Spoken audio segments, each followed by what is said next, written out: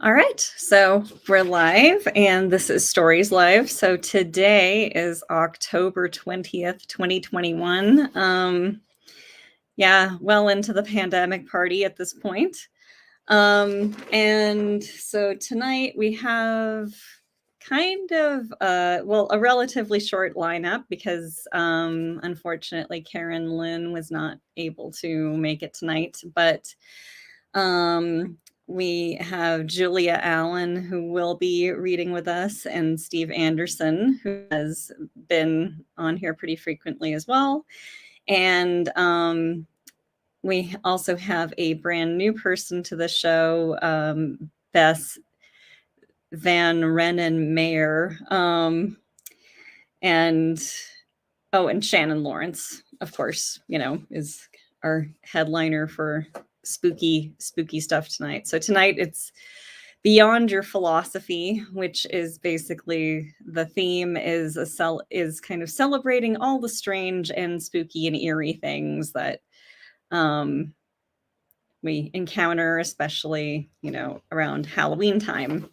So I thought I would open this with a poem since, we have some extra time here, and I found a spooky poem. And this is called The Haunted Oak by Paul Laurence Dunbar.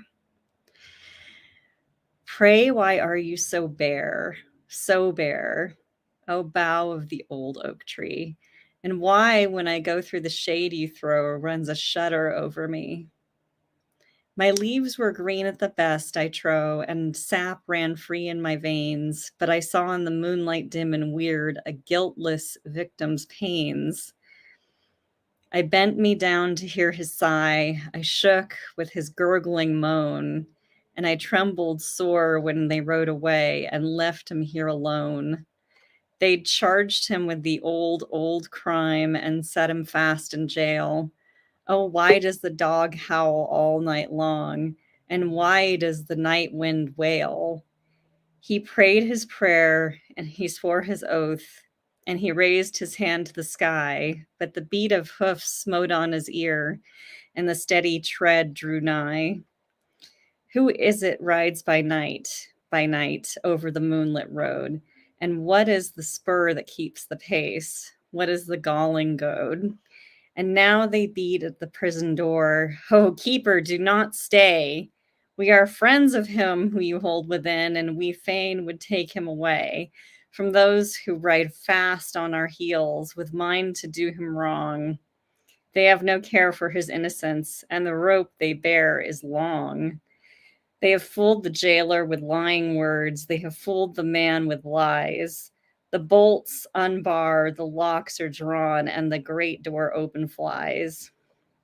Now they have taken him from the jail, and hard and fast they ride, and the leader laughs low down in his throat as they halt my trunk beside. Oh, the judge, he wore a mask of black, and the doctor one of white, and the minister with his oldest son was curiously bedight. Oh, foolish man, why weep you now? 'Tis but a little space, and the time will come when these shall dread the memory of your face. I feel the rope against my bark and the weight of him in my grain. I feel in the throe of his final woe the touch of my own last pain. And never more shall leaves come forth on the bough that bears the ban. I am burned with dread. I am dried and dead from the curse of a guiltless man. And even the judge rides by. Oh, and ever the judge rides by and goes to hunt the deer, and ever another rides his soul in the guise of a mortal fear. And ever the man he rides me hard, and never a night stays he, for I feel his curse is a haunted bough on the trunk of a haunted tree. So that's, just a nice little uplifting way to start the evening. So let's see. I will go ahead and bring Julia up here. So, hello. And of course, you're winning with the atmosphere as usual. All right. So, what are you reading for us tonight? I am going to read a short story that I wrote a while back that was published in an anthology, and it is called Revenge of the Skinwalker. Oh, okay. Sounds good. All right. Okay. So I'm going to try to read this directly from the computer screen and look professional. The setting sun sent long red fingers across the desert sand as though it sought to cling to the earth. The cobalt sky slowly purpled, leaving only the black outline of the Nacimiento Mountains towering over the reservation. Far off on the mesa, a coyote howled. Moments later, its brothers took up the cry. A bolt of lightning split the sky, then thunder rolled out, dark and ominous, like the voice of an angry god. The silence that followed hung heavy. Then a deeper rumble filled the dark. On the horizon, a cloud of dust, crimson in the dying light, plumed up. A lone rider on a powerful motorcycle headed straight into the res. A young man stood outside his hogan, apart from the family at supper inside. He lit a cigarette, the small red glow in his cupped hand, casting the planes of his face into sharp relief. Red Hawk? A skinny, gray-haired woman opened the door, a bowl in her hands. I saved the last bit of meat for you. You need it more than I, Mother. Red Hawk smiled at her. The sound of the bike drew his eyes to the hills. Dropping his smoke in the doorway, he ground it beneath his boot heel and took off at a dead run, past the row of hogans toward the mesa. A cinder block hut stood in a clearing, sheltered by the rock wall behind. Slowing his steps as he neared the hut, he passed a circle of boulders around a fire pit, its embers glowing red. Red Hawk stopped, caught his breath, and moved the skin that served as a door to one side. He called into the smoky interior. Grandfather? Silence. Red Hawk muttered a curse. The stranger had come, the one the shaman had given him permission to contact, the man from the city, who would show him and the other young men of the tribe how to make thunder that could be rained down on the white man.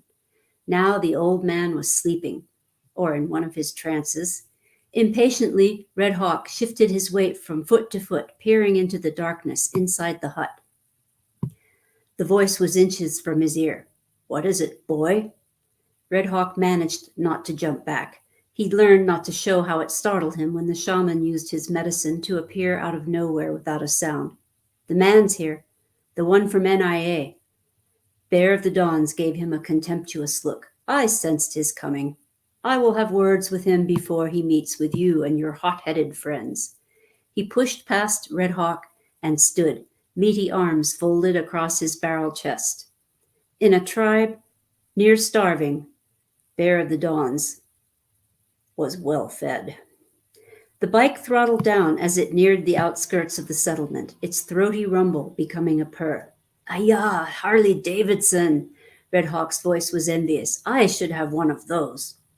Wanting gets a man nothing, the shaman said. Even a young fool like you should know this.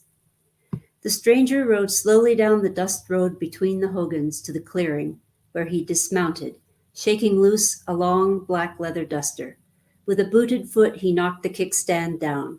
He turned to check on a long dark object strapped to the side of his bike, revealing the patch of a motorcycle club, the pagans, on the sleeveless denim jacket he wore over the leather coat.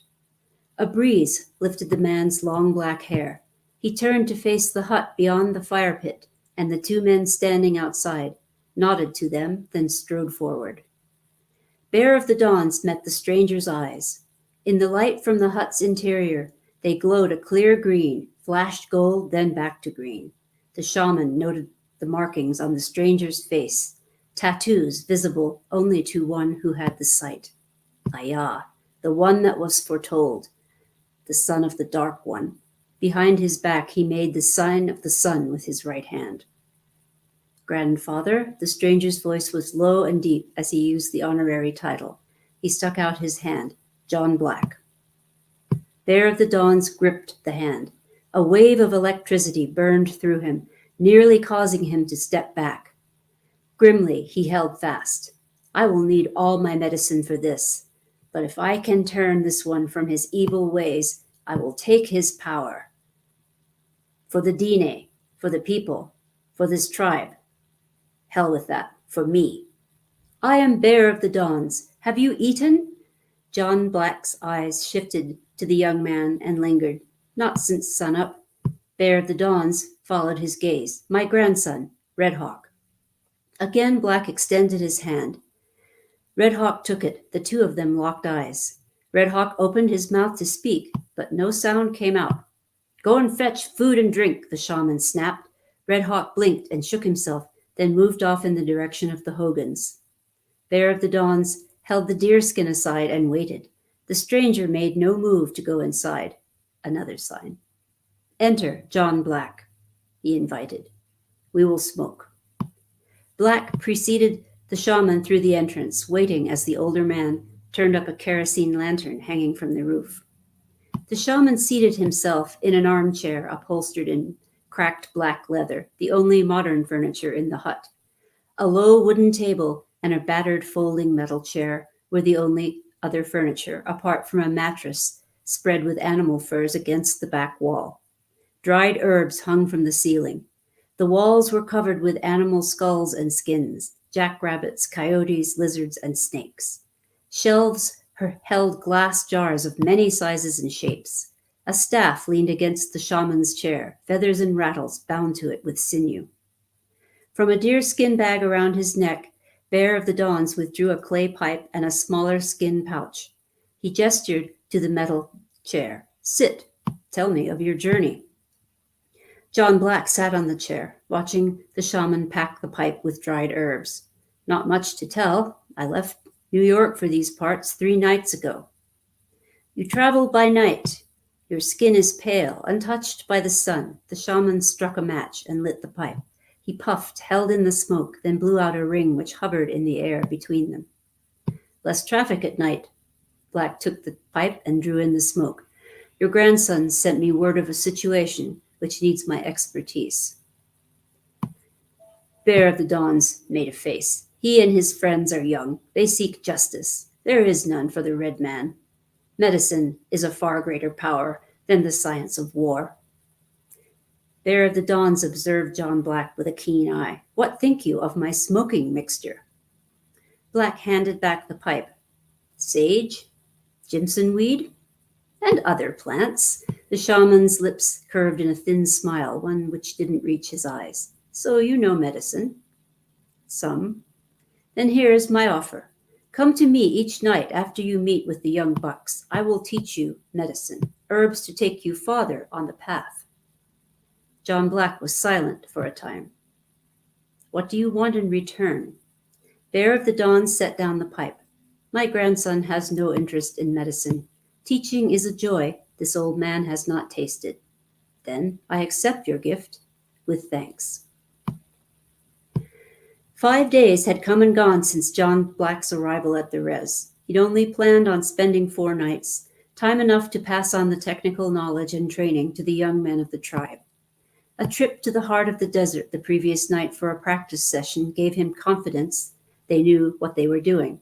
What they did with these skills was none of his concern. He'd fulfilled the contract the tribe had made with the NIA. Leaning against the hogan, John Black lit a hand-rolled cigarette and watched the stars wheel overhead. The moon rode high above, a silver canoe on an ocean of black velvet. Night was his realm, where he felt at home, always had been. Night was the kingdom where he walked. He sensed Red Hawk's presence long before he felt the young man speak. Hey-ya, John. Red Hawk. He took the tin box from his pocket and offered the boy a smoke. Boy, that was ironic. He himself was barely out of his teens, but on nights like this he felt hundreds of years old, thousands. Red Hawk helped himself to a cigarette and lit up. Grandfather is ready for you. Says he has a tale for you tonight. Black nodded. He'd hoped for this. He clapped Red Hawk on the shoulder. Remember what I showed you, little brother? We learned much. Red Hawk squinted at him over the acrid smoke.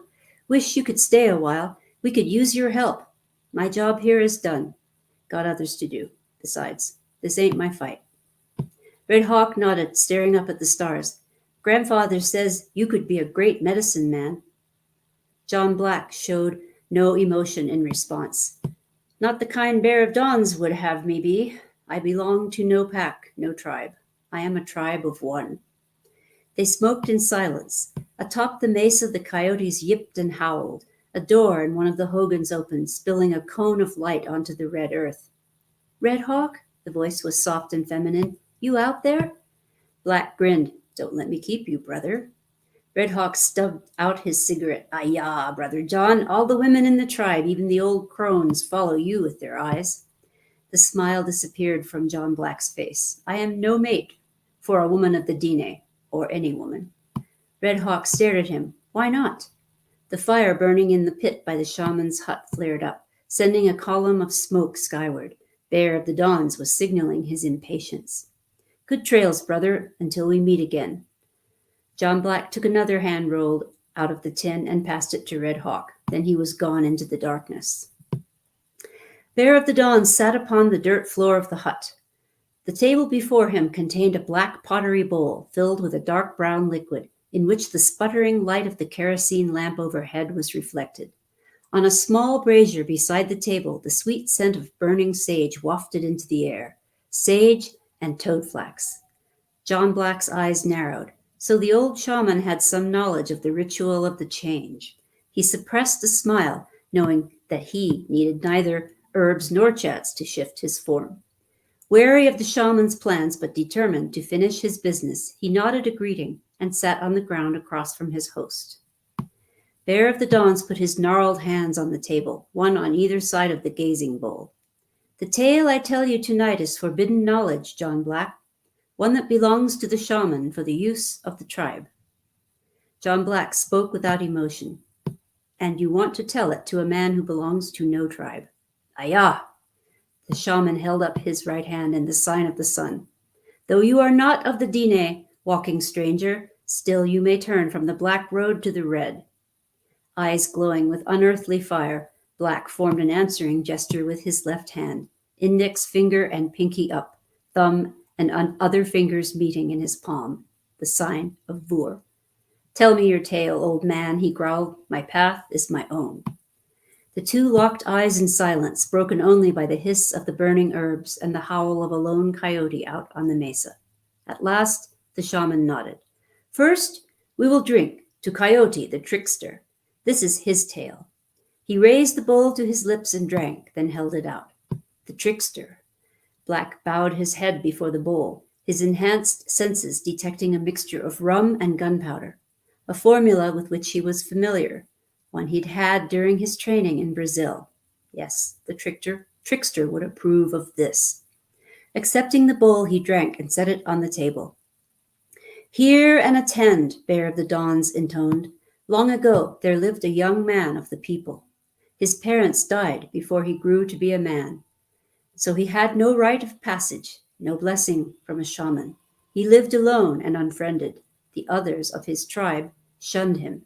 He stared at Black, an unspoken challenge. I'm listening, said the stranger.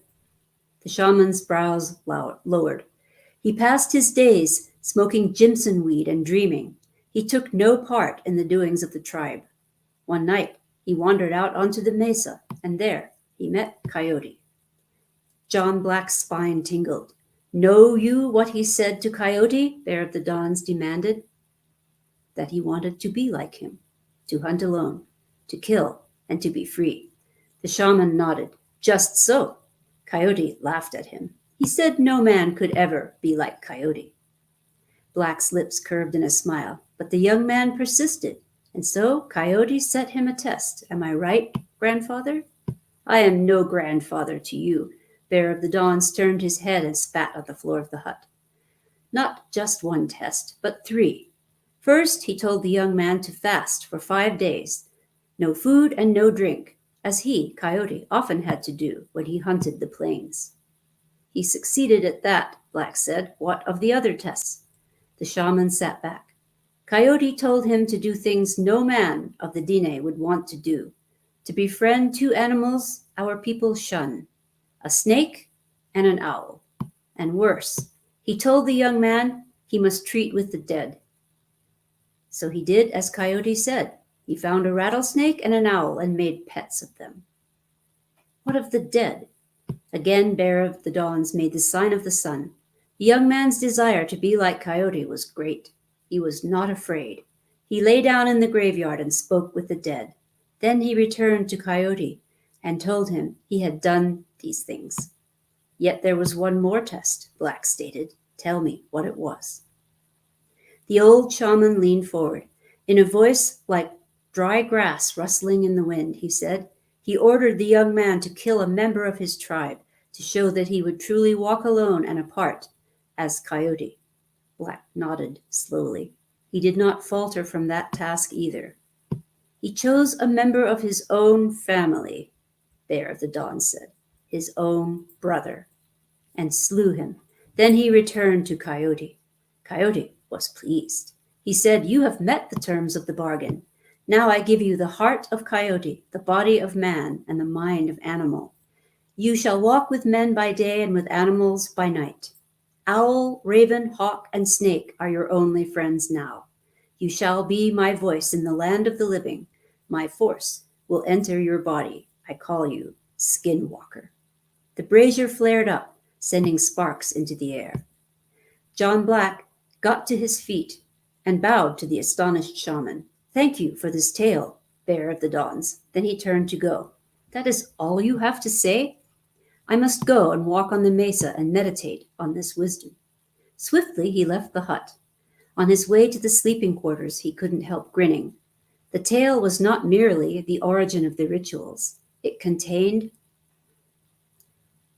a ritual encoded, a human of courage, a man not afraid to walk on his own without the restrictions of a tribe and the old ways that no longer worked, could become a skinwalker like himself.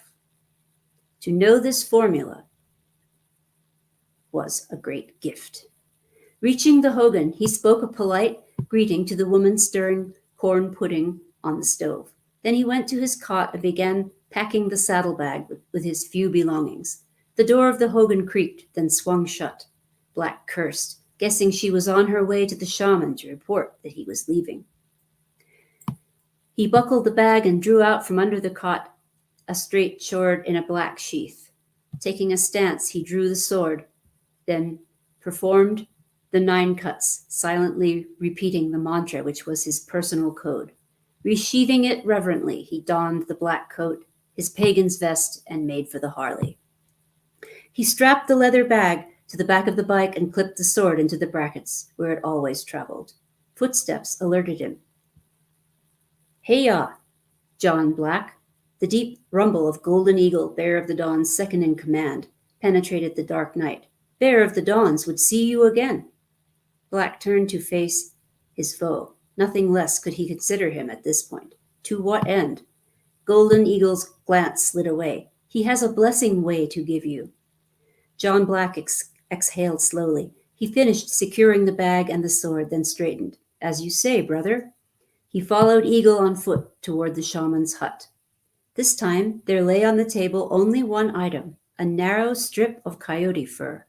The herbs on the brazier had an additional ingredient, wolf's bane. Bear of the Dawns faced the black wall, arms upraised, shaking a gourd rattle and singing in a low, keening voice.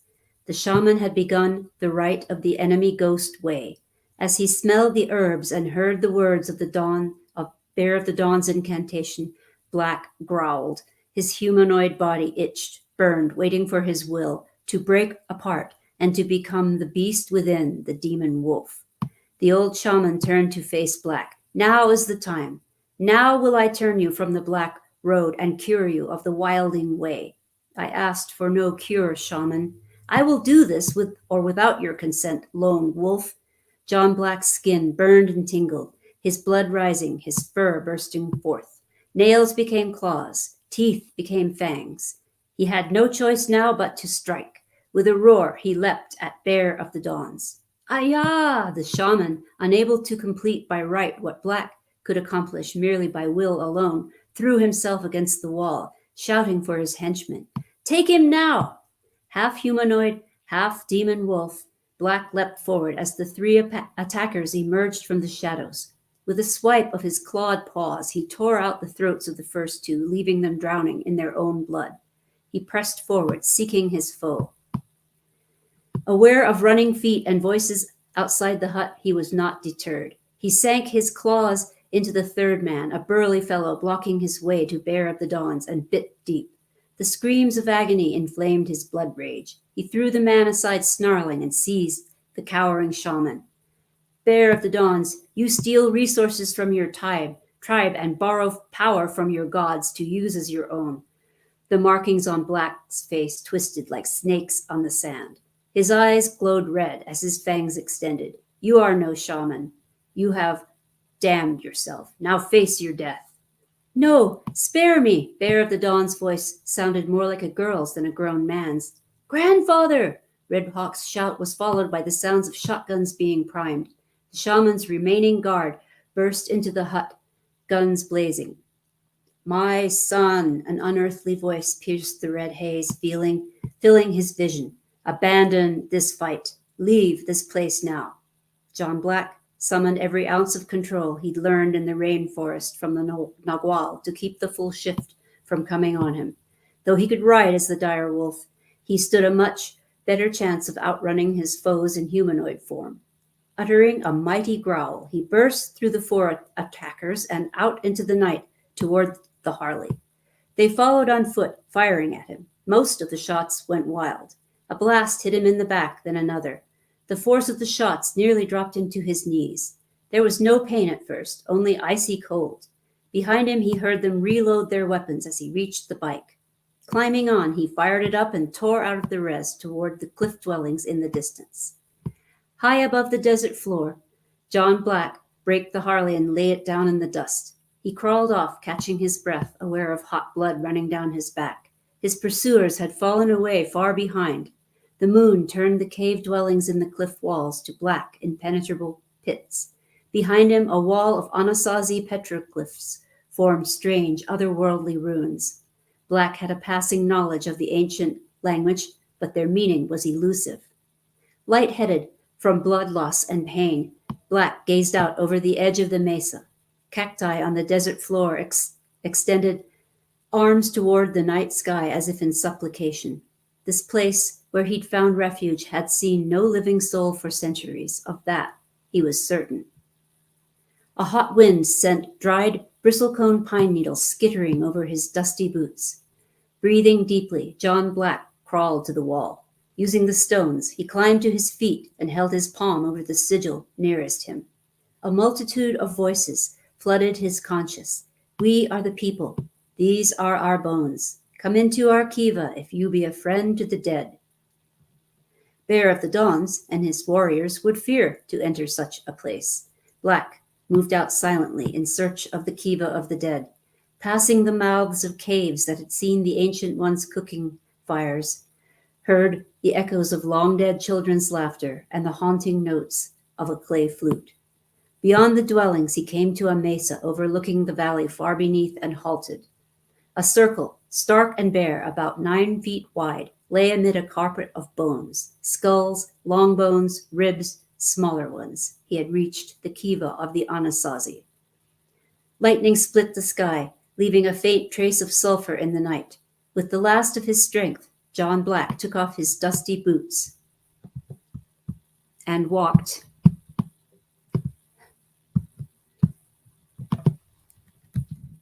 barefoot into the sacred space. Falling to his knees, he gathered a handful of bristlecone pine twigs. He pulled the lighter from his shirt and lit the pile.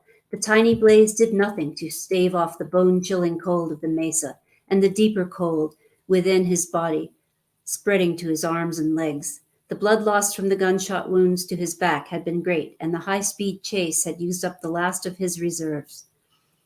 His lips moved in a silent prayer to the dark god he would soon encounter. Lord of silence, supreme god of desolation, dark father. The twigs crackled. A coyote keened in the distance, its voice echoing from the walls of the canyon like a herald welcoming him to the underworld. John Black's blood trickled down his back, a libation upon the rocks and bones where he knelt. His consciousness began to slip away. A rumble deep underground shook him, as a wolf shakes the rabbit in its jaws. The bones in the circle clattered against each other like a macabre percussion section. Up from the flames rose an immense skeletal figure, 15 feet high, with long limbs and claws like sabers. The skull of a coyote bore curving horns, a jaw full of knives, and eye sockets ablaze with red hellfire. The apparition towered over him, filling the night sky and blotting out the stars and the moon. Rise up, John Black. You called me with fire and blood. Get to your feet and face me now. John Black stood on shaky legs, shading his eyes from the apparition's burning gaze. What are you? I am the Bone Coyote. I am your god. A roar filled the canyon. Look well upon me, son. I am he who walks by night and hunts the people of this land. Father? Black drew back awestruck. I know you not in this form. How? Why are you in this place? The Bone Coyote's voice mingled with peals of thunder, the flash of his eyes punctuated by bolts of lightning. In 1521, soldiers of the Church of Rome slaughtered all who dwelt here. In my grief for my lost children, I cried out, shattering the cliffs and bringing the red rocks down upon me. Here have I slumbered, dreaming of the son who would come to call me forth again. I am that one? John Black fought to comprehend. What then would you have me do now, father? Young pup, unearthly laughter echoed around the mesa, punctuated by lightning and thunder. I would have you live. I have great work for you. Black bowed his head in acknowledgement, then met the glowing eye sockets of the Bone Coyote. I am no messiah. I am who I am, nothing more. You are as I made you. That is enough.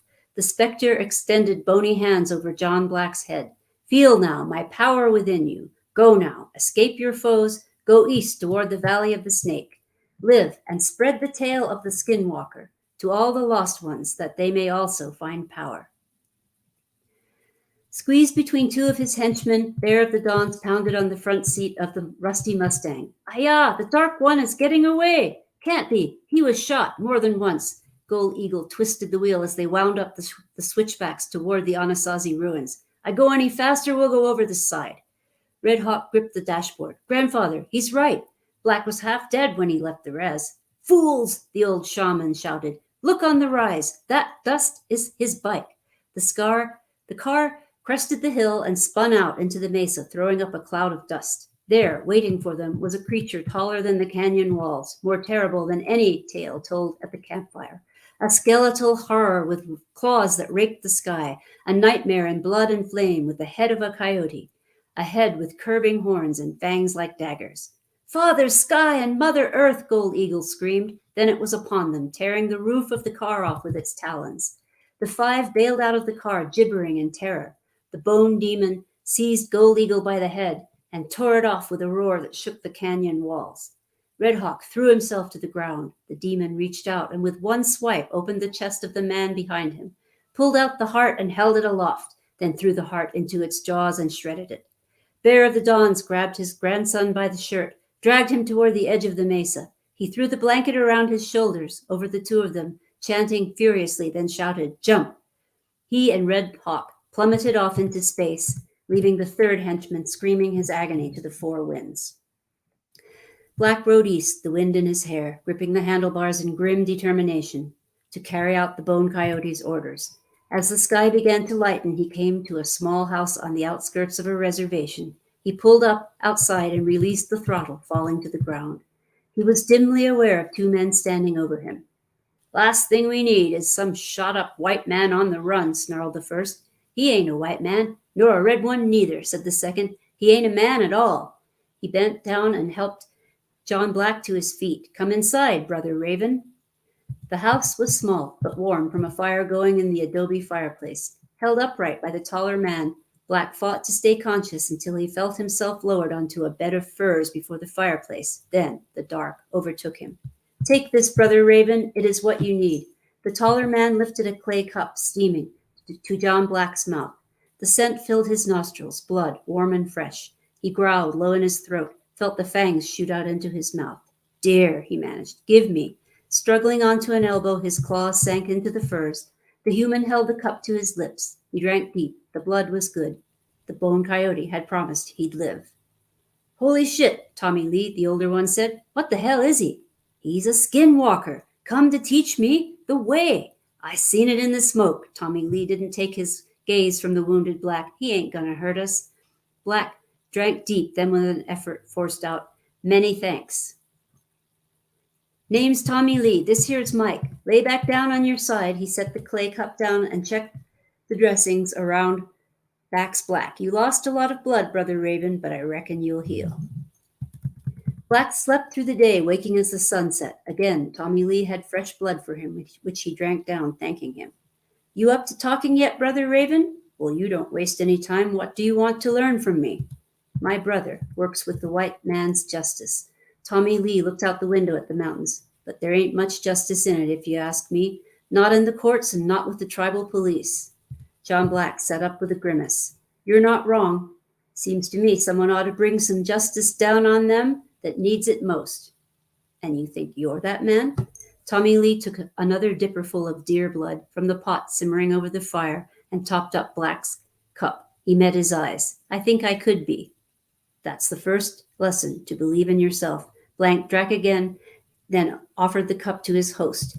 Take a drink for yourself, brother, and let me tell you about a man who learned to walk the way of Coyote. All right.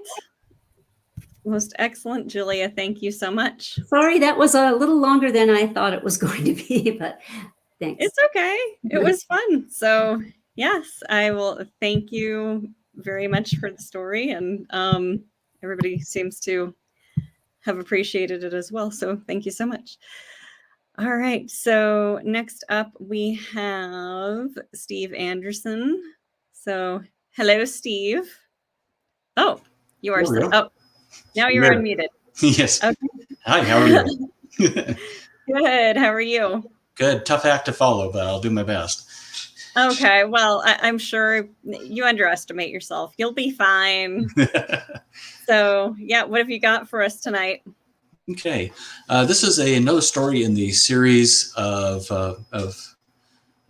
episodes called If These Walls Could Talk. It's all right. We have main characters and narrator is Johnny, and he is a professor of geology at the University or St. Louis University. And his friend, Detective Emily Lindell of the St. Louis Police Department. And Johnny has the unusual ability to hear what the walls have to say and what they remember. And at this point in the series, they have a few episodes back encountered a pair of 12-year-olds who spent the summer snooping around the neighborhood, spying on the neighbors. They style themselves as the Placer Street Protection League. And they were able to find a serial killer living on their street. And unfortunately, the girl, Theo, her mother was caught up in that and has been arrested. So she is living on her own through the foster care system, along with her and her friend in the Placer Street Protection League is Caleb. So that should get you up to date, and the rest of the story should make sense with no problem. Okay, sounds good. All right, I'll let you have Adam. Okay. This is episode 5, Adelaide's Promise. The witch in the front row raised her hand as soon as I finished my lecture. What about here, Professor Calais? Is there a portal to hell close by? I closed my laptop. Caves are the traditional portals, as we've seen with the Plutonian in Turkey. St. Louis has plenty of caves, but none deep enough for you to explore the geology of hell. I'm afraid you'll need some other venue for your Halloween festivities tonight, Miss Delamere. The bell tolled for the end of class. Miss Delamere placed her pointy hat back on the long black wig that covered her short blonde hair. We're doing the party at Barrel Tomb tonight. You should come. Nice costume, by the way. Thanks. You can't go wrong with tweed, but I have other plans. I gathered my papers and made it halfway up the stairs before I noticed Emily in the back row. As always, she was dressed as a homicide detective, a study in dark and light grays. Detective Lindell, are you here to learn about rocks or for a late lunch? Her fingers caressed the fabric of my vest, and there was a flash of white teeth against her lower lip. Nice suit, Johnny. Is this what you're wearing tonight? I was going for the Edwardian scholar look. You like it? Yeah, too bad we're going to Weldon Spring. I followed her up the stairs and into the parking lot. Today, it's Halloween. You love Halloween. We've been looking forward to this all month. Listening to the walls can wait. She pointed the key fob at me across the hood of her car and mashed the unlock button. I'm not happy about this either, Johnny. Get in. And what's the case? Murder most foul? There isn't any case, but someone's dead and someone's in jail. Really? That sounds like a case. Emily merged onto I-40 and accelerated hard. I didn't look at the speedometer. It was best not to know. The St. Charles County Police cover Weldon Spring, and their O'Fallon station was our first stop. Emily checked us in with the officer on duty and led me to the viewing room so we could see the reprobates in the holding cell. I recognized the two kids. Theodora Jacobson, Caleb Monroe, slumped on the narrow bench holding hands. They were dressed for Halloween in matching layers of yellow, orange, and red cloth. Anime characters, but not ones I recognized. The purple of the cat's ears perched on Theo's head matched Caleb's cloak. Emily glanced at me, raised an eyebrow. The Placer Street Protection League? 6 months ago, they ran you in circles until we caught the bad guys. Is this one of those events where you lock up 12-year-olds so they realize how awful it is to be in jail? Emily folded her arms. They're both 13. Birthdays happen. Caleb called me instead of his parents when the police picked them up. They're supposed to be at an all-day church Halloween party. I didn't know you were still in touch. Yeah. She didn't sound happy about it. I resisted the urge to tap on the glass. I like that they're still together. It's cute. It's not cute. It's inevitable. After we arrested Theo's mom, CPS placed Theo with 3 different foster families. She ran away every time. And guess where they found her? Caleb's basement? Caleb's basement. I intervened. The Monroes agreed to foster her full time. We hoped it would take away some of the illicit delight they take in being together. I don't think it's working. You think? Caleb says they snuck out of the party to hunt fossils where new homes are being built across the street. Cochrane Farms on Highway K? I heard about that spot. Ordovician shale full of crinoids and all kinds of good stuff. I've been meaning to go take a look. Did Caleb say what they found? Emily closed her eyes and waited for me to stop talking. They weren't arrested for collecting fossils. Did they kill someone? I couldn't see Caleb doing it unless it was to protect Theo. Of course not. The door behind us opened and a woman in civilian clothes stuck her head in. They're all yours, Detective. Mr. Cochrane dropped his complaint, but Judge Parker wants to see the kids and their parents on the 10th, just to make sure they understand how much trouble they're in. Scare them a little. Emily pushed past her into the hall. Parker's an ass. The woman stifled a giggle. Caleb stood when Emily opened the door. Thanks for coming, Detective Lindell. Did you call my He sat down, elbows on knees, and stared at the floor. I took our phones after I called you. I didn't talk to your parents, just the church, so you wouldn't be missed. You can explain to them why you vandalized a bulldozer and got arrested. Right.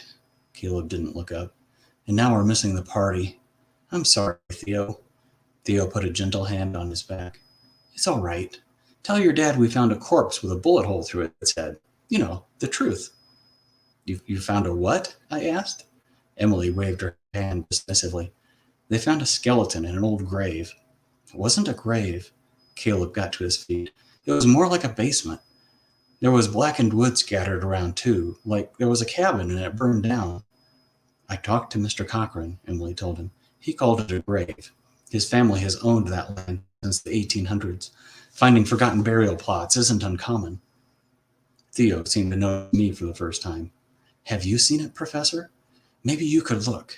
If it's nothing, you can help us hunt fossils. We already found these.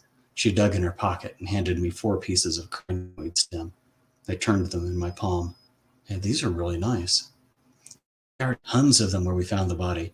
I'm going to string them together into a necklace. And these little horn corals? She dug in her other pocket. They'll make pretty earrings. She smiled at me. I like your suit. I knew I was being played, but I had fossils in my hands and the promise of a hillside covered in them.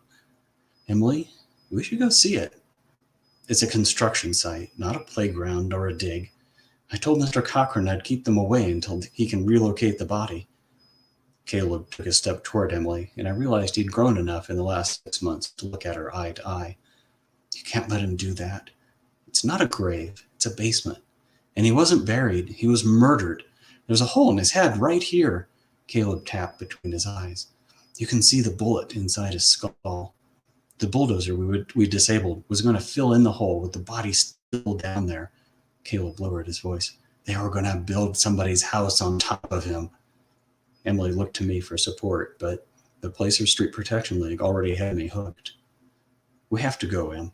If it's like they say, then it's murder. Okay, so it's murder. Who do you want me to arrest? Daniel Boone? We parked at the church. Theo got out and twirled to the music coming from the party. Layers of multicolored cloth floated in the wind. Caleb caught her in the purple folds of his cloak. This won't take long, Theo. Then when we come back, I'll do what I promised. Theo smiled. Okay, you better. I hung back with him while Theo and Emily crossed the street. What did you promise? Caleb took a deep breath. That I'd dance with her? Have you ever danced with Theo before? Not when anyone could see us. We crossed the road, climbed to where the workers had ripped the land open. A slash pile of tangled trees and brush smoldered to one side. At the top of the hill, they'd spiked a black tarp to the ground, guarded by a silent bulldozer, cones, and yellow caution tape. Emily cinched her coat closed. The forecast called for rain by nightfall. Low clouds moved quickly ahead of the coming storm, and the wind carried the damp smell of earth and autumn leaves. I knelt next to the tarp, picked up a fossil. Can you see it? I pointed across the construction site to the church. Islands. Surf breaking on white sand beaches, turquoise water. One hot tropical day, a hurricane chewed through here. The storm ripped everything up and smashed it on the shore. Right here, right where we're standing. Caleb knelt next to me. I see it. Emily spattered us with chunks of dirt when she jerked back the tarp. If you're done teaching, Professor, maybe we can get on with it. She looked into the hole. Oh, that's not a grave at all. Caleb rolled his eyes. The bulldozer ripped away part of the cabin's floor. See the smashed boards and where the basement goes back into the hill? It's lined with some blocks, with stone blocks, and covered in plaster. And then there's him. The skull glowed in the fading light. Theo pushed between us. He fell on his back when they shot him. They left him like that, legs twisted around, arms out.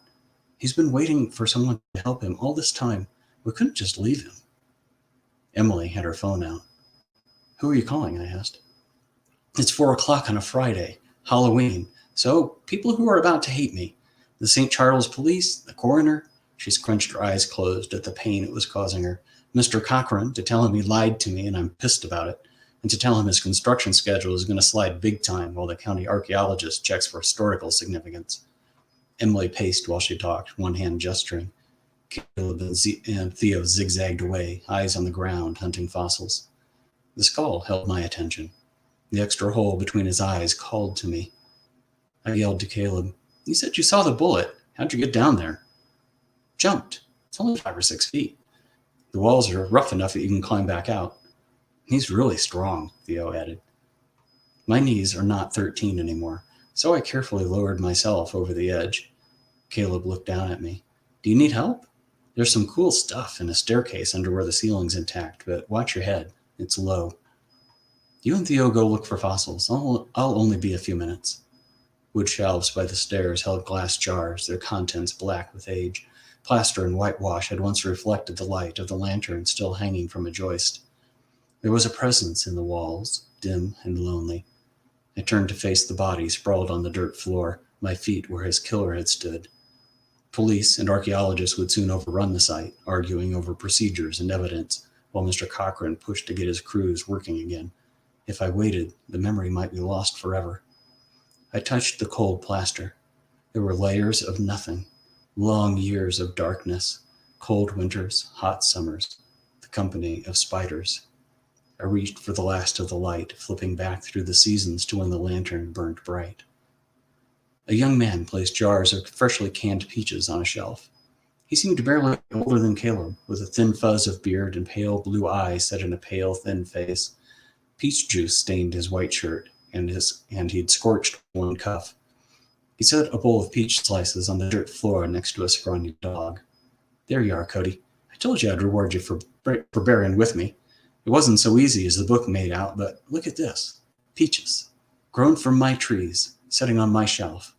Just you wait until Adelaide gets here come April. She'll say, "That's some mighty fine peaches you have there, Mr. Guthrie." And I'll say, "Those are as much your peaches as mine now that we're wed, and you best call me Teddy, or I'll take to calling you Mrs. Guthrie every chance I get." She'll laugh and call me Teddy, and we'll sit on the porch and watch the sunset and eat peaches. Cody listened while he ate. He was an indeterminate breed, but his pointy snout, big ears, and lean look said there was considerable coyote in his lineage. He looked up, still hungry. "Sorry, boy, that's all for now." He scratched behind the dog's ear. "Oh, forgot to show you what Mr. Krekel had for me." Teddy pulled a letter from his pocket. "It's from Addie, and this was in it." He showed Cody a lock of brown hair bound by a blue ribbon. "Adelaide's promise. This lock of her hair and her words. 6 months on and she still wants me as much as I want her. We'll make a good life. I've got the orchard and there's a new school being built where I can teach." Cody whimpered and shuffled his paws uneasy. "Why do you have to spoil things by bringing up Mr. Cochrane? I outbid him fair and square, and I'll not sell no matter his threats. I've worked too hard to walk away now, and I have Adelaide's promise." Teddy tucked the lock of hair into his waistcoat. The memory faded with a quiet sigh into a sad eternity of night. "No." I fought against the sound of Emily on the phone, the feel of cold air swirling around my legs. I pressed hard against the rough plaster and stone, both hands, my cheek, desperate to burrow back into the memories. "I know it hurts. You've waited all this time. Let me carry him for you. Please, show me." Emily's voice drifted away, and the lantern glowed, illuminating the pages of Elements of Scientific Agriculture propped on a table. Teddy wrote in the notebook next to him, the scratch of pen on paper, the only sound. He and Cody looked up when the trapdoor opened and a man came down the stairs. Mud slopped from his boot and wet snow dripped from his black overcoat and hat. "Hey there, bookworm. Think that'll teach you what to do with your woman once she comes? If she comes." Teddy closed the book.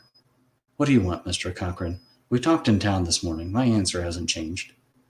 Cochrane dug in his pocket. "Here's the thing, Teddy. I'm done talking. You signed this paper selling me your land, and this is yours." He placed a stack of coins in a deed of sale on the table. "More than you made last year, I'd wager."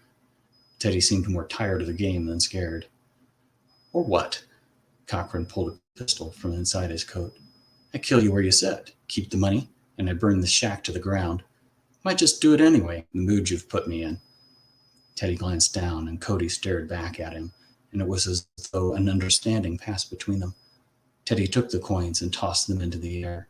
Cody attacked during the distraction, teeth bright in the lantern light. A single bullet spun him sideways under the stairs, a silent tumble of fur. Teddy died before he could move from behind the table. He fell on his back, arms wide. Cochrane shoved the table and chair out of the way to look at him. "Damn you to hell, Guthrie. Now I got to try and find all those coins." The memory stopped without fading. Whatever lived in the walls was gone or dead. I shivered from the cold, from the fine mist of rain, from witnessing the casual murder of a good man. Theo's face appeared above me. "Professor, we need to put the tarp back. It's going to rain in a few minutes, like really hard." The final shudder ran through me. "Be right up." I couldn't find Cody's bones under the stairs, only a single coin with a seated Lady Liberty and an 1850 date. I slid it into my pocket. "Missed this one, didn't you, Cochrane, you bastard?" I climbed the rough wall out of Teddy's grave and helped secure the tarp. Emily watched, arms crossed. The damp wind tossed and tangled her hair, showing the curls she fought to straighten, making her wild, beautiful in the twilight. She walked with me down the hill, radiating anger in the solid thunk of each footstep and the stiff, tense posture of her shoulders. I bent close to whisper in her ear while we waited to cross the street. "I solved it." I expected her to be proud of me. "Yeah, Mr. I don't do basements or closets or God knows what else, but you climb into an open grave with no backup, no one to save you if you get trapped." I reached for her hand and she pulled hers away. "Don't touch me. Your hands are muddy." Theo picked up on the tension between us, and it seemed to scare her, even if she hadn't heard why Emily was hangry. She came close, pulling Caleb with her. It's going to be okay, guys, really. Come back to the church with us. She smiled at me. They have candy and snacks and even real food like pizza and White Castles. She waved behind us at the hill. We can talk about what Caleb and I did to the bulldozer if that's what's wrong. We think we know how to fix it. Emily softened. It's all right, Theo. We'll come in for a few minutes. Emily took my hand, despite the mud, for Theo's benefit. We sat at a plastic table and ate pizza and burgers. Caleb asked me, do you think the archaeologist will figure out who he was? I glanced at Emily. She sighed, which I took for approval. His name was Theodore Guthrie, and he was murdered in the early 1850s. I clinked the coin on the table in front of them. Theo touched it with one finger, as though it was a holy artifact. You took this from him? Borrowed. We'll know more next week. I have a friend with access to the county records and old newspaper. He should be able to. Got him. Caleb showed his phone to Theo. No fair, she protested. I was distracted. Caleb read while Theo tapped at her phone. 1850 census. He was 22, a teacher and farmer, unmarried. But engaged, Theo added. Adelaide Swanson. She arrived in St. Charles County in April 1851 with a baby boy on her hip and her fiancé nowhere to be found. Wow, that was a real scandal back then. Lots of stories. Mr. Cochran said Theodore Guthrie had sold his farm to him and gone west to the California gold fields to seek his fortune. She glanced up. Same Cochran? Same family, I told her. Figures. Look at this, Caleb said. She searched the gold camps for him. There are ads every week in a dozen papers. This one from El Dorado County, California.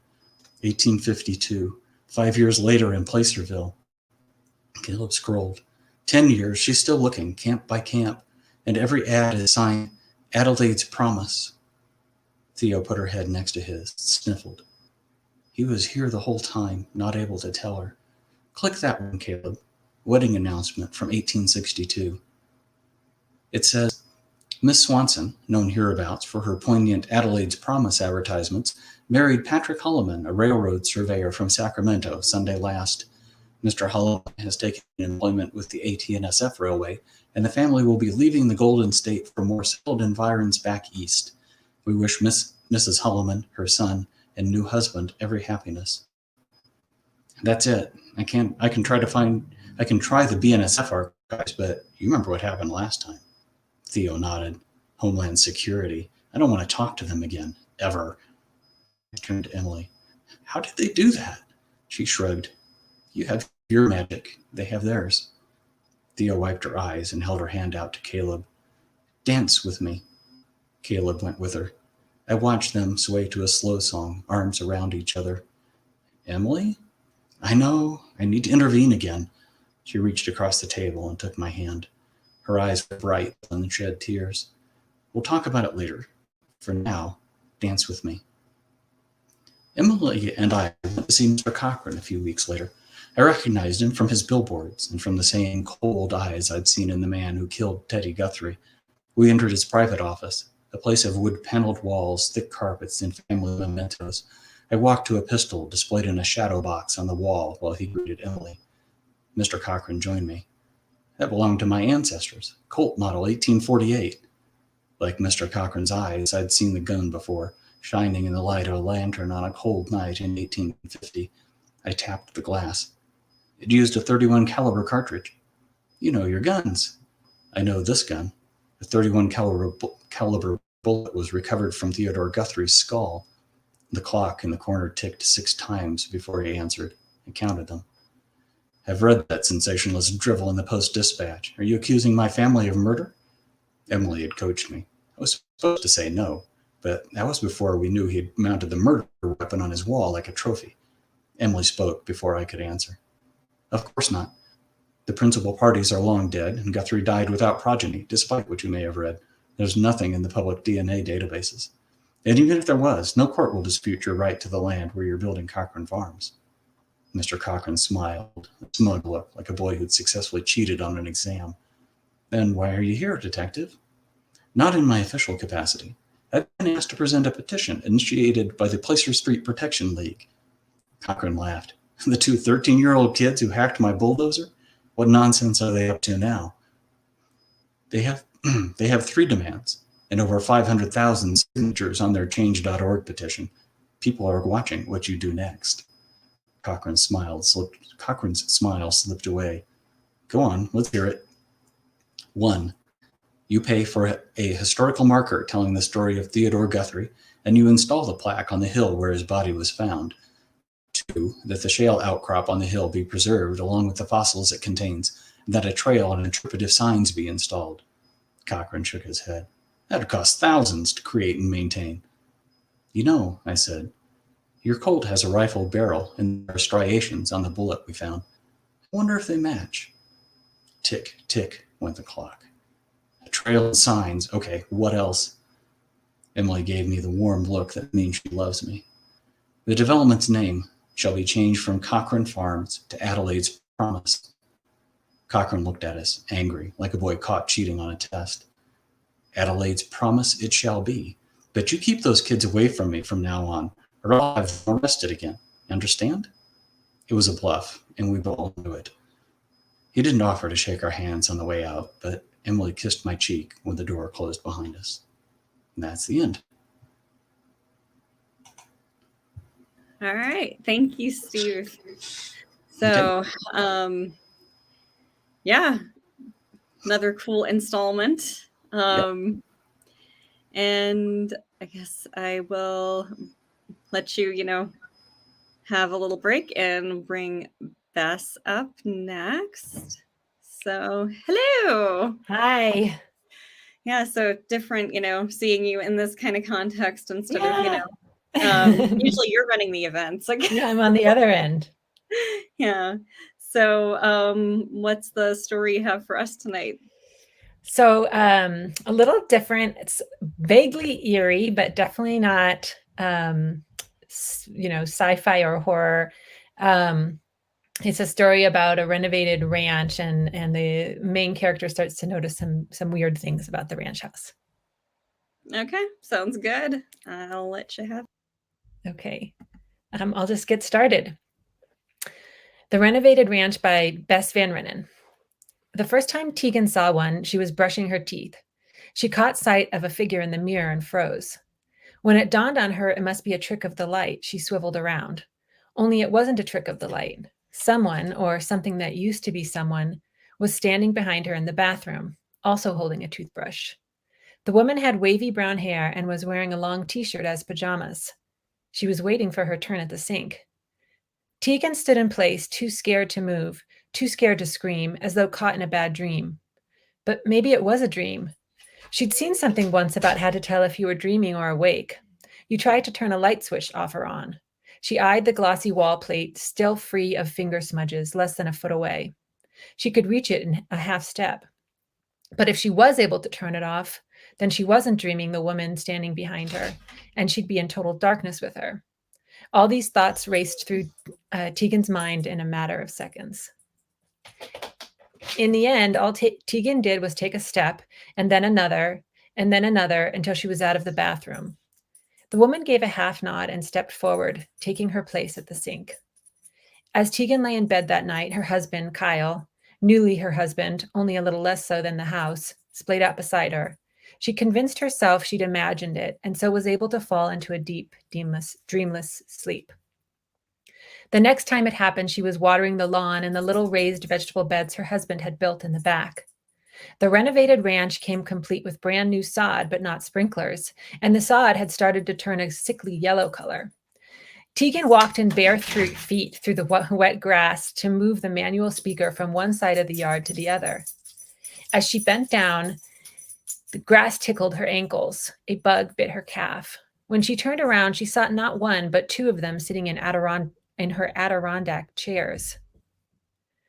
The only light came from the back porch, and it shone on the two, people sitting on it?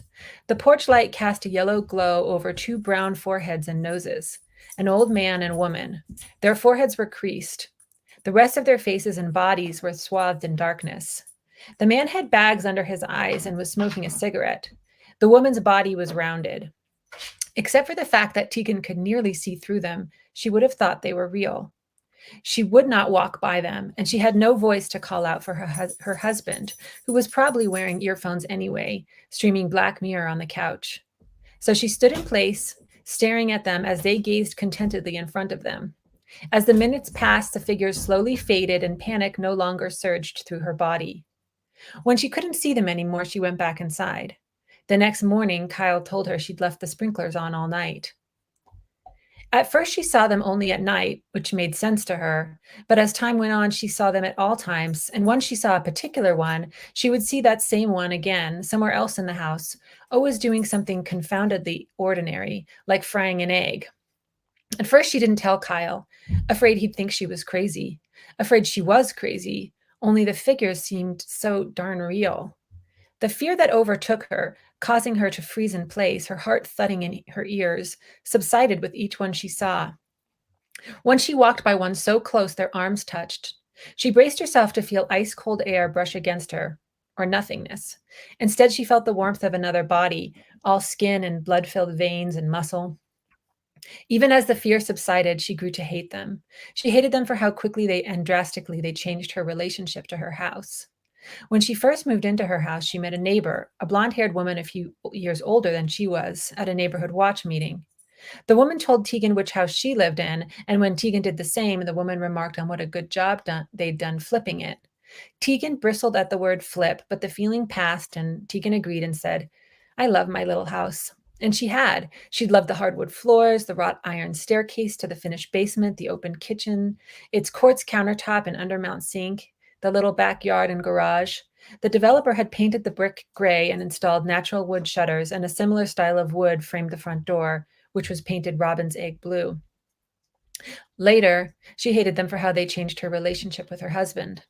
But in those early days, before she told her husband, before she even accepted they were real, after her husband would pull his car out of the garage to drive to work in downtown Denver, she'd invariably slip her laptop into a bag and walk to the coffee shop down the street to work. Before they came, she would have installed herself at the kitchen table all day. Still, the walks grounded her, reminded her how much she loved her neighborhood, which she'd fallen in love with before she'd fallen in love with her house. She passed bungalows, Victorians, and stately brick homes, some flipped like hers, some that had been taken care of through the decades. Those were the ones with the turrets and the wraparound porches. She admired the rose bushes and irises, the grand oak trees in the front yards, the stone bird baths and hummingbird feeders. She also loved the boxy, smaller homes with garden gnomes and winged angels in the front yards, wrapped in frilly blue siding like the ruffled shirt of a 1970s tuxedo, and the ones with statues of the Virgin Mary in the yards and strings of chilies hanging from the front porch. The avenue she walked to get to the coffee shop was lined with a half dozen or more shops, mostly restaurants and a couple of boutiques and hair salons. Around the corner from the coffee shop, there was a tortilla factory where you could buy freshly made tortillas that were also sold in nearby supermarkets. Tegan and Kyle sometimes bought tortillas there or ate out at nearby Mexican restaurants, but she couldn't get him to frequent the other old neighborhood shops, the Mexican bakeries and butchers. He said he felt uncomfortable there. They didn't speak English. During her walks, she'd stop by the carniceria on the corner of the intersection. It had a vertical sign hanging from the front with a hand-painted sun on it. Despite its name, the meaning of which Tegan had to look up on her phone, it was mostly a corner store selling sodas and water out of a cooler, produce and, yes, some meat out of a curved case. Tegan and the woman who worked there would greet each other in basic English or Spanish. Hello, hola. And Tegan would buy a cold drink or some vegetables for dinner. In her mind, there was a balance between the old neighborhood and the new, between the lawn ornaments and the vestiges of Italian and Mexican culture on the one hand, and the fresh paint, freshly mowed lawns, and attended to streets on the other. The old and the new complemented each other. At the end of the workday, she would end up back at the ranch house she used to love, still sort of did love, filled with dozens of, people she didn't know, did not want there, and no one else seemed to see. She began to think of them as the other occupants of the house, not ghosts, but not fully there either. One night, she couldn't help herself. She and Kyle were cooking dinner together, stir-fry, drinking white wine with Rolling Stones playing in the background. Cooking dinner together was a tradition that started when she told him if they ever got married, he'd better not expect her to make dinner for him. She said she didn't know how to make anything fancier than spaghetti with tomato sauce from a jar. He'd surprised her by buying them a couple's cooking class where they'd learn to make skillet sirloin with bourbon pan sauce, bacon and roasted chili wrapped shrimp, and garlic and gingered beef yakitori. At the end of the series of classes, he'd stunned her and the rest of the class by getting down on one knee and saying, "Now you know I'll never expect you to make dinner for me, so will you make me the happiest man alive and marry me?" That night, she reached around him to push the vegetables up the sides of the wok, and he wrapped his arms around her, pulling her close and twirling her around the kitchen, when one of the occupants walked right by them to get a Coke out of the fridge. "Pleased to meet you. Hope you guess my name," drifted out of the wireless speakers. "You saw that, right?" Tegan asked, pulling back, her eyes darting between her husband and the guy with the buzz cut. He was now heading back to the living room. Her heart was racing, not out of fear of the guy, but of what Kyle would say and what it would mean. "Saw what?" Kyle asked, his tone light. "That guy who just walked through our kitchen. You had to see him." "Tegan," he said. Then, "I didn't see anything," and he turned away. His tone, the expression in his eyes, were heading somewhere she didn't like. So she laughed it off and added the beef back to the wok, and they pretended to forget the whole thing. One time, though, she swore he saw one. This time it was a little girl. She wore a bright pink t-shirt, jean shorts, and white sneakers. She was jumping rope on the back porch while they were grilling. He walked across the patio to get the patties, and when he saw her, or when Tegan thought he did, he stood stock still. He stared right at her. Then he kept on walking as though nothing had happened. Was he being willfully ignorant? Though the other occupants of the house never spoke to her, maybe couldn't, she began to get an idea of where they'd come from. They were almost all Latino, like the majority of the people who'd lived in the neighborhood before so many white people moved in. Tegan knew that people had lost their homes, couldn't afford the property taxes anymore, or sold their houses to make a nice profit, but leaving their children with no place to live in the neighborhood. And then an upper middle class white person would buy the home, fix it up, and sell it for an even bigger profit. Some people had lost their businesses, couldn't pay the rent, many of their customers gone. It was sad, really it was, but it wasn't her and Kyle's fault. They shouldn't have to suffer because of it. As time went on, Tegan couldn't keep quiet about their existence anymore, in part because there were so many occupants now, at least 20. They weren't always all there at the same time, but there were usually a dozen or so filling the house and yard at any given time.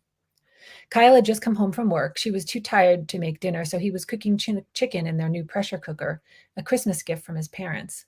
She went to sit down in the living room, but there was no place to sit. The other occupants of the house took every available seat.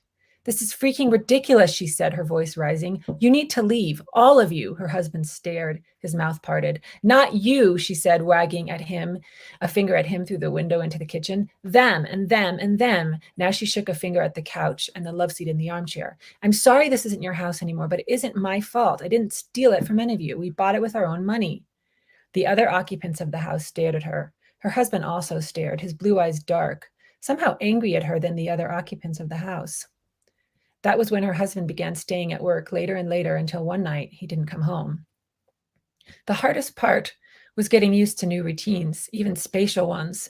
He was no longer sitting on the couch streaming a show as she brushed her teeth, no longer splayed out next to her in the bed in the middle of the night, no longer stepping around her to get a glass out of the cupboard while she watched the dishes.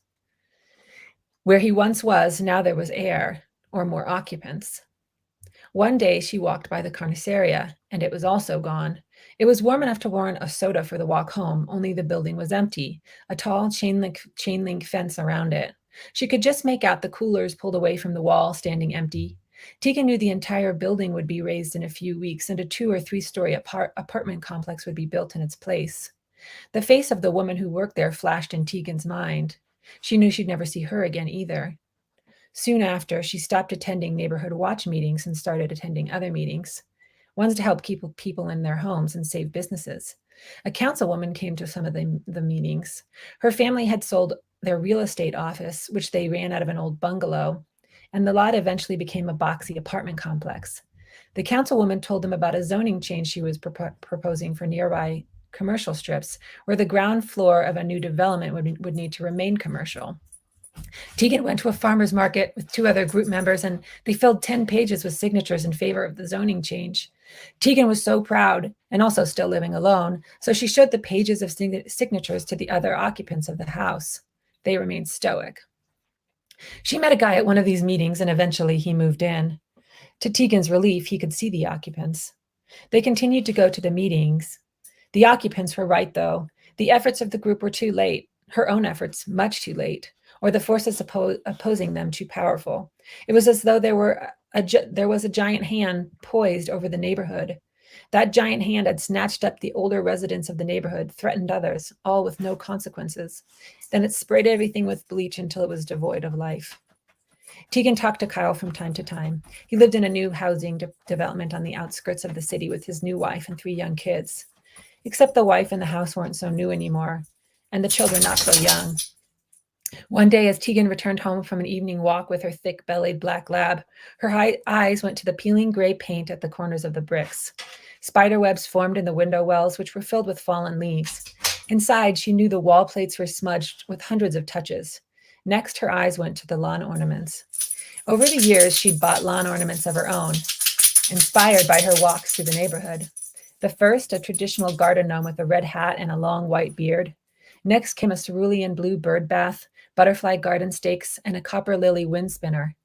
Then came a garden gnome in an inner tube, stacked meditating frogs, and ceramic mushrooms. A Harley-Davidson gnome, garden gnome, a Sasquatch stepping stone, and a life-size white goose followed, and finally a quiet little Buddha. The renovated ranch she had bought so many years ago was no longer a flipped house, but her home. She rested a hand against the cool painted brick as her black lab sat on his haunches beside her. Like anything you've loved for some time, her relationship with the house was complicated. She had managed to keep the bleach at bay for all these years. Some of her neighbors and local business owners and people like the councilwoman had too. But a developer had wiped her house clean right before she first bought it, and the people who were living there before her had been displaced. Tegan unlatched the gate and walked around back. As she passed the little girl on the pink jumping rope, the jump rope, though translucent, thwopping against the cement patio floor, she knew that giant hand was still poised above them, if not directly above, then a neighborhood 50 or 150 miles away, waiting to, with a series of calculated swipes, take out the whole neighborhood and then wipe it clean. Okay, that's it. Thanks, Bess. That was awesome. Thank you.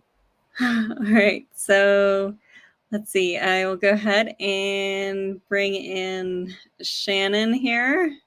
Hello. Hello. Hello. Well, I had to unmute first.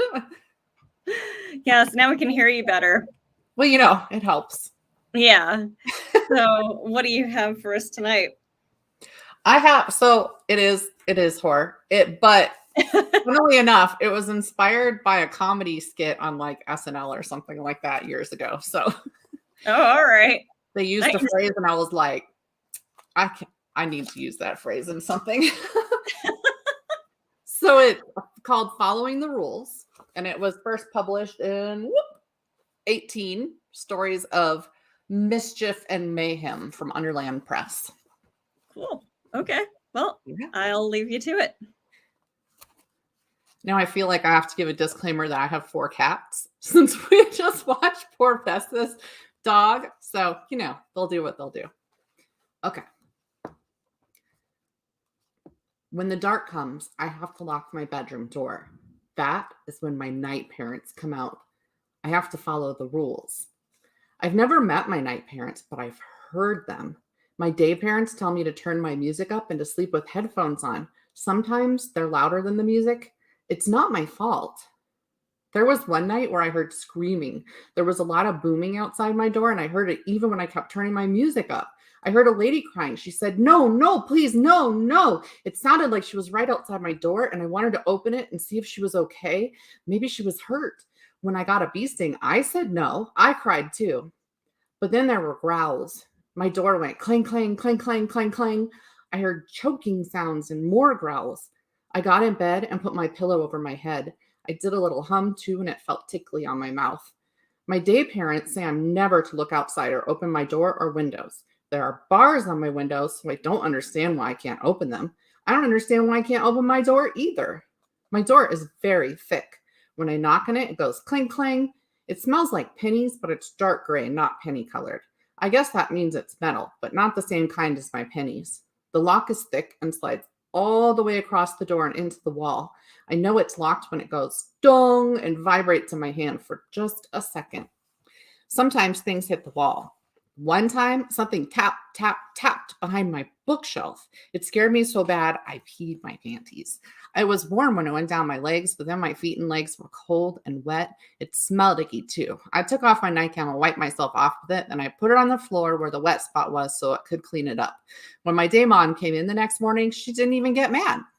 I thought she might, but she didn't. She just made a clicking sound with her tongue like and helped me get cleaned up. We made my bed with My Little Pony sheets. Those are my favorite. The rules are written in my bedroom and by the front door so I don't forget. Always be home by 5 p.m. for dinner. Always be in your room by 7 p.m. Lock the door. Never get up before 8 a.m. Keep the music on from 7 p.m. to 8 a.m. Don't look outside. Don't stick your fingers through any cracks. Don't look under the door. Never go in the basement. I remember a lady a long time ago who used to stay in my room all night with me. These memories are fuzzy and blurry and weird sounding, like I'm listening through a seashell. Maybe I remember her voice, but maybe it's Mary Poppins' voice. They sound kind of the same.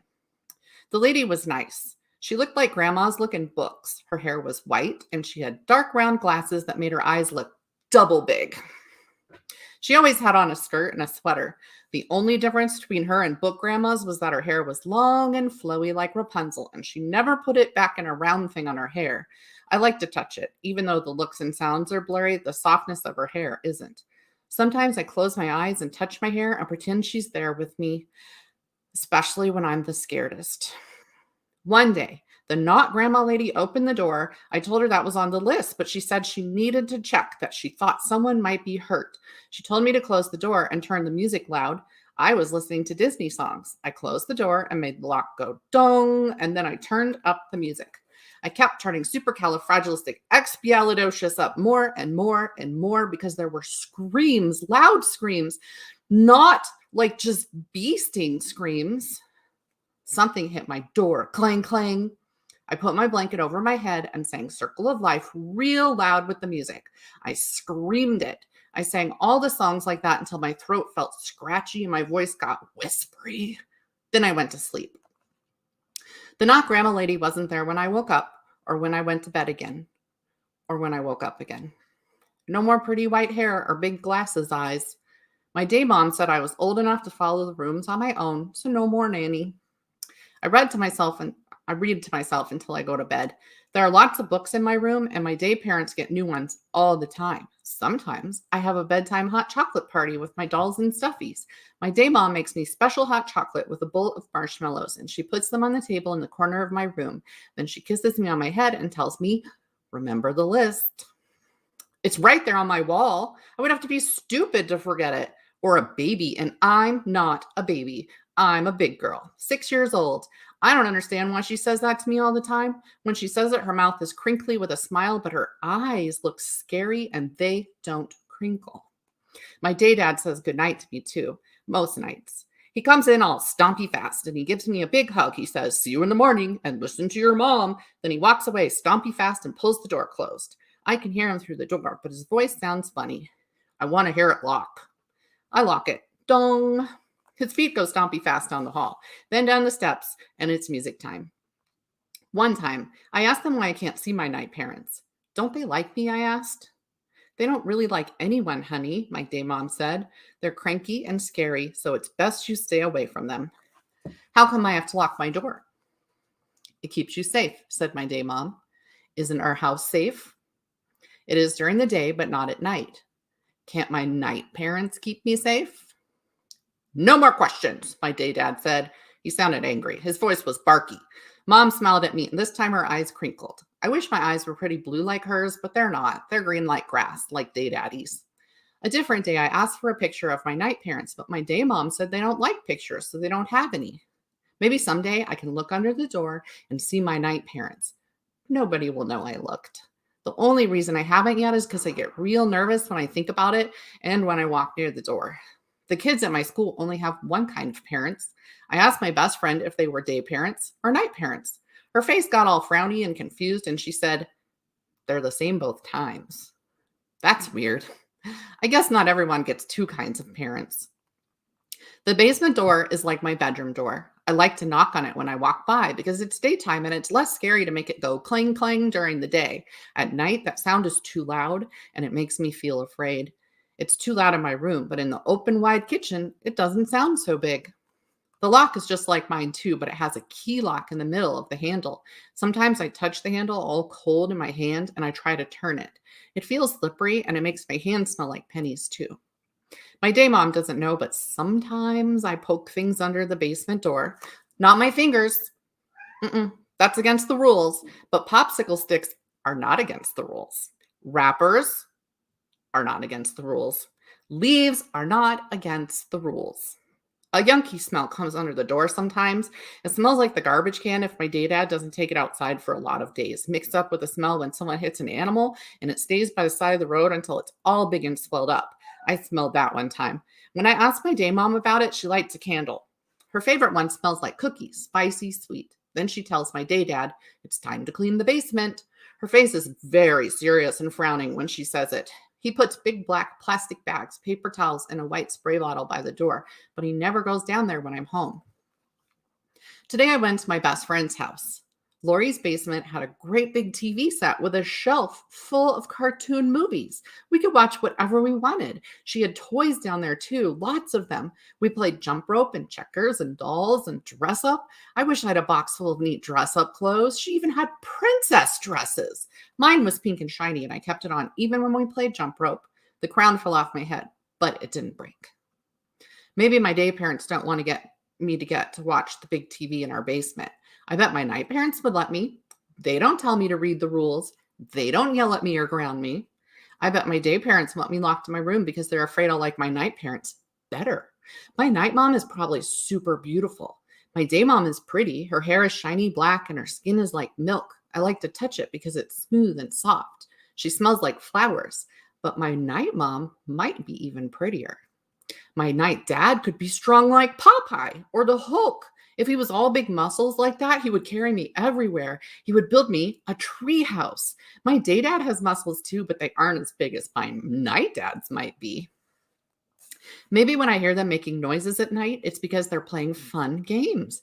Yes, I can't look because I'll see they're not scary and I'll open the door and my night parents will let me play with them. Then my day parents will be jealous, like my friend Beth was when I got the silver sparkly shoes. She got stompy just like my day dad does at bedtime. Since my day parents won't tell me about my night parents, I have to open the door tonight. I want to play with my night parents and see what they look like. But first, I have to make a plan.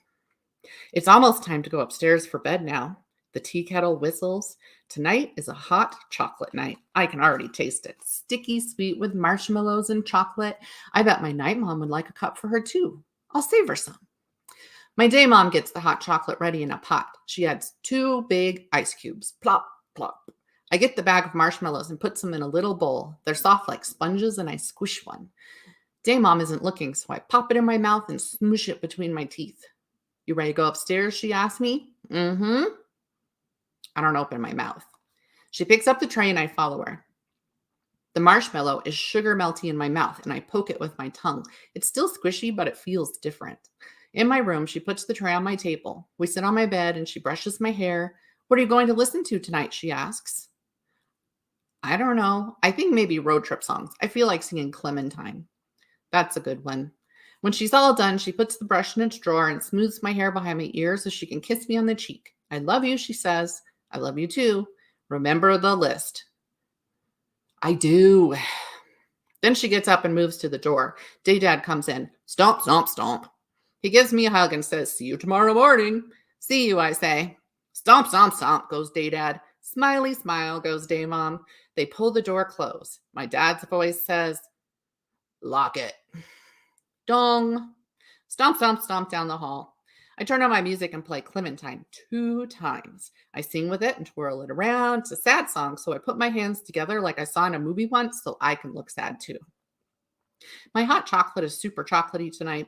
I float it around in my mouth before swallowing. It's so good, I almost forgot to save some for my night mom, but I pour it back into the pot before it's too late. Now I've listened to 10 songs. I bet my night parents are awake. It's time for my plan. I turn off the music first and sit down to read a book. If my day parents are still awake, they'll come yell at me, I bet. This is my test to see if they're still awake. See, I'm not a stupid baby. I read 3 picture books. No stomps or yells yet. My day parents are sleeping. I know they are. There are no night parent sounds yet. I take my nightgown off and put it on my bed for later. Then I put on my sparkly purple shirt and long pants. It's a little bit cold, so I get my sweatshirt with a cat face on it too, and I zip it up. My hot chocolate is still kind of warm. I pour it into the cup and drop a couple marshmallows in. They don't melt fast like they usually do. I put a flower next to the cup so it's pretty for my night mom. Then I walk up to the door. I put my ear on it, even though it's cold. No sounds. I knock, and my knuckles make a clang, clang. I put my ear to the door again. The door goes clang, clang, and I feel it shake. At first, I'm scared, and I run to my bed and hide under the covers. I'm shaky scared, and my breath is hot under the blanket. It gets hard to breathe a little bit, so I take the covers off. Clang, clang goes the door. Something sniffs like a lot at the bottom of the door. I bet my night parents have a dog. No wonder my day parents didn't want me to meet them. I always ask for a dog, but my day parents tell me no, a dog would not be happy in this house, my day mom says. It'd be nice. I'd be nice to it, and I'd pet it and take it outside. No, my day dad says. Fine. But my night parents have one. I run to the door and get on my hands and knees. There is a big crack at the bottom, and I stick my eye to it so I can see the hall. The lights are off, but there's a night light out there, so I can see a little bit. At first, there's only the brown carpet, but then something moves by real fast, and I can't see what it is. There's sniffs again, and then a nose, but it's not a black nose like my friend Melanie's dog's nose. It's creamish like mine. It twitches and sniffs. Then there's a mouth. It looks familiar, but weird. I stand up and unlock the door. It's always a little bit hard to unlock it, and I have to turn super hard, but it comes loose with a big screech. Clang, clang, clang on the other side. The handle is cold in my hand. It's not smooth anymore. There's a rough spot on the very top. I put my other hand on the wall, and I take a big, deep breath that makes my stomach get big. I twist the handle and pull the door open. Nothing there. It's dark. The nightlight isn't working. It was a minute ago. I turn on my big bedroom light, and it makes the hall yellow, white, bright, so I can step out of my room. I can't see anything to my left or to my right. Not inside the light. A growl comes from my left toward the stairs. I look that way, and I make my eyes squinty, but I can't see anything. Something growls from my right, and I turn that way instead. What's that? I can see a shape, but I don't know what it is. It's near the floor. Doggy? It whines. It's okay, doggy. I get down on my knees and hold my hand out. Come here. Pump, pump, pump, go the paws on the carpet. And then it's there, but it's not a doggy. Pump, pump, pump behind me too. I don't want to look. I don't want to see this anymore. I back up toward my room, speedy fast, but my butt hits the wall. The door is next to me. They pump, pump, pump toward me. My day dad and my day mom. They're crawling like dogs, and their mouths are long. They have claws and big teeth, and their arms and legs are different shaped, like they're broken. They both twitch their noses and sniff at the air. I've never seen them without their clothes on before, but they aren't wearing anything. Their skin is white and wrinkly. My scary mom gets close to me. Her nose is moving when she sniffs. It puffs air on my face. She smells weird, like Melanie's dog when it gets wet. Drool slides out of her mouth and drips on my knee, warm and wet. Her eyes aren't blue anymore, just black. I can see myself in them. A squeaky sound comes from my throat, and I slap my hand over my mouth so I can't make noise again. My hands feel burned from the carpet like my knees get sometimes if I crawl on the floor. My scary dad's mouth opens, and he growls mean at me. His teeth are super big, and I'm so scared I can't breathe. He gets close to the ground, and his back legs move.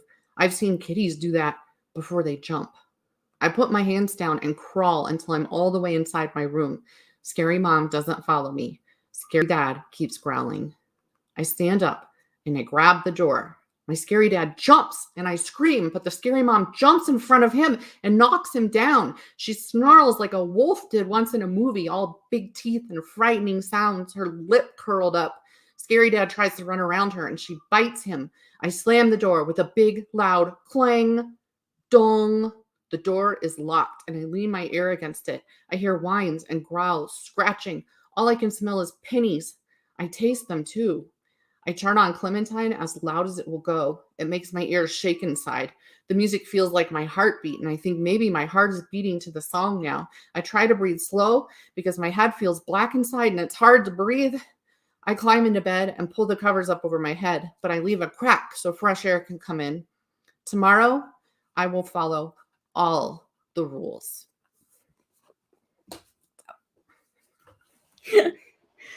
Yeah, well, that's probably a good idea in that house, I think.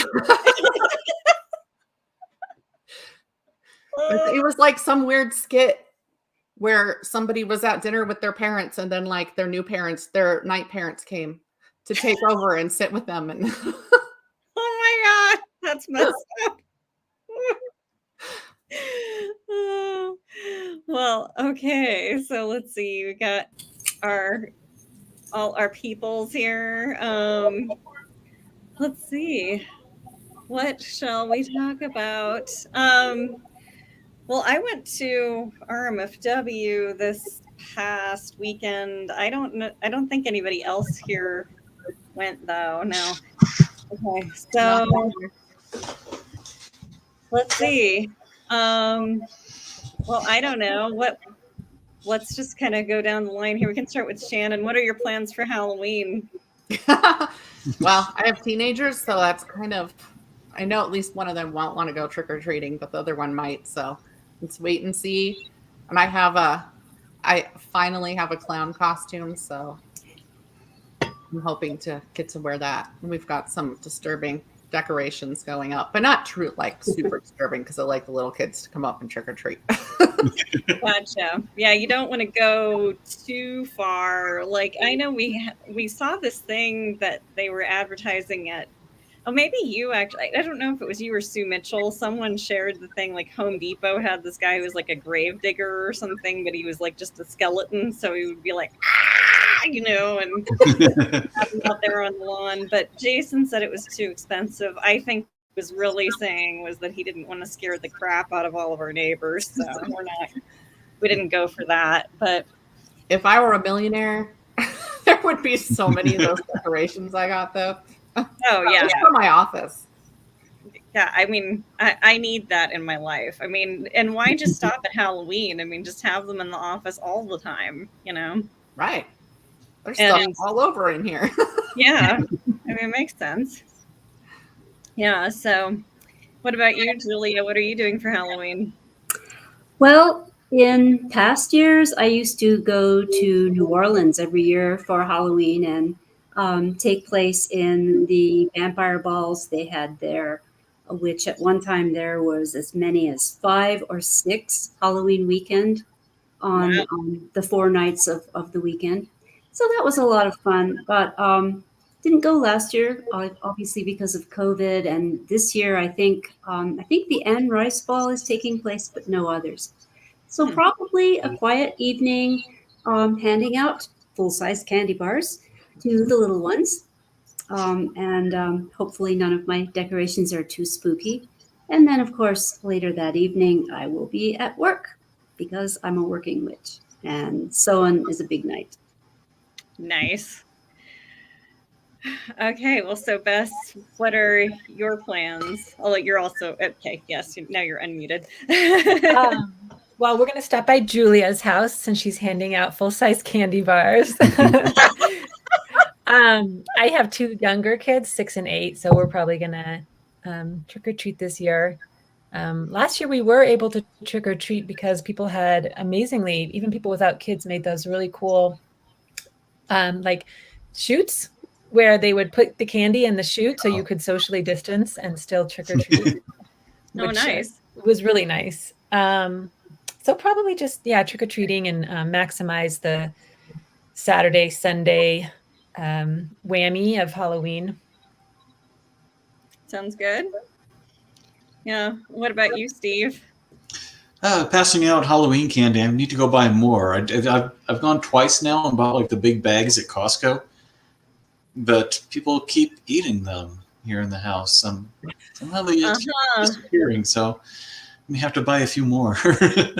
Well, those were that's the practice candy. The practice candy, yes. Are those people named Steve?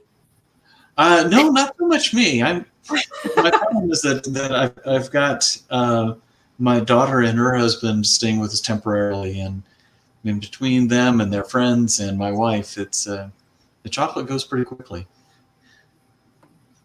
Well, at least it's not all going in you. No.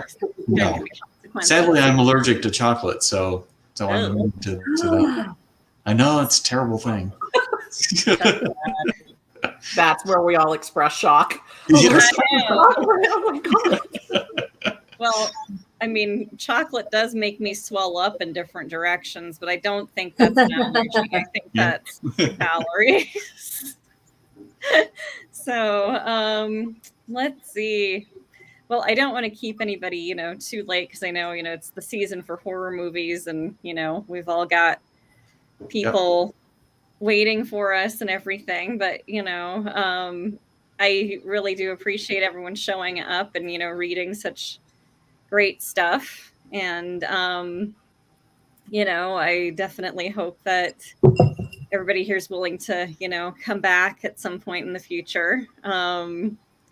And let's see. Oh, yes. And Shannon, I did read. Yeah, I read your book of short stories. What was it like? Oh, I think you read Bruised Souls. Yes, Bruised Souls. Yeah, talk about.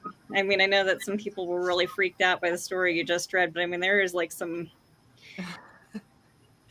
I was going to read the one you posted about, the one in the hotel, but it was long. I think I found it, and it was like 25 minutes, and I was like, no. Yeah, there was a serious swear that I would say used to describe the stuff that happens in there. But yeah, there's a lot of effed up stuff in that book. But anyway, yeah, so lots of good creepy stuff. And yeah, so I hope everybody, has a lovely rest of October. And our next show is going to be the 17th of November. That's a Wednesday. We're doing Family Matters. So, just to put everybody in the mood for, hiding from or seeing their relatives, whatever is most appropriate. So does anyone have anything they want to share before we close out here? No, I don't think so. Oh, I do have one thing. If you'll allow me a quick promo, the Southern Colorado Comic Con will be on November 6th in Pueblo at the Convention Center, and I'll be there. Woohoo! Great. Are the dinosaurs coming with you? No, I got a couple little dioramas though that I'll have with me, so those will be good. Okay. Sounds good. Sounds nice, and you'll still keep the nerdy vibe alive, so that's what matters. Yeah, it's that kind of environment. It's tough to out nerd anybody else. That's true. Yeah, very true. Okay, well, good night, all. Good night. Good night. Yeah. Great readings, and thank you, Amy.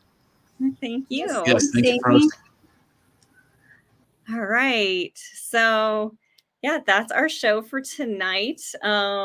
And yes, like I mentioned, November 17th is our next show. I don't actually have the list in front of me. I know Bowen just told me that, at RMFW that he's going to be reading, but I believe Deb Courtney is also going to be reading, and I know I'm leaving someone off. However, the information is posted on our Facebook group. So if you go on Facebook/groups Stories Live, you can join the group and, see all the event information and all that good stuff. And of course, as always, please, if you enjoy the show, give the video a like, subscribe to the channel, and yeah, see you next month.